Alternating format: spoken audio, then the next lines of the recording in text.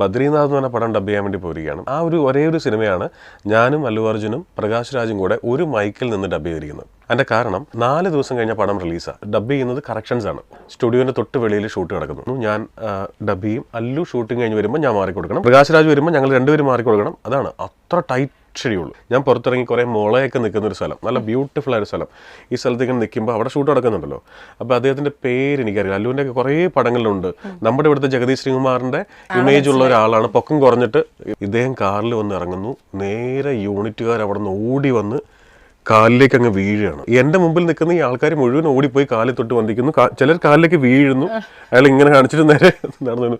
എനിക്ക് മനസ്സിലായി 10 സെക്കൻഡിനുള്ളിൽ എൻ്റെ അടുത്തേക്ക് എത്തും. ഞാനാണെങ്കിൽ ഇന്ന് വരെ മാർപ്പാപ്പ വരെ കണ്ടിട്ട് കാലിലേക്ക് ഉണ്ടല്ല, മാക്സിമം മാർപ്പാപ്പയുടെ മോതിരം മുത്തിയിട്ടുണ്ട്. അല്ലെങ്കിൽ അല്ലാതെ കാലിൽ വീണ ഒരു ഓടിക്കളഞ്ഞു. ഞാൻ ഓടിക്കരുത് കഫറ്റേറിയയിലേക്കാണ്.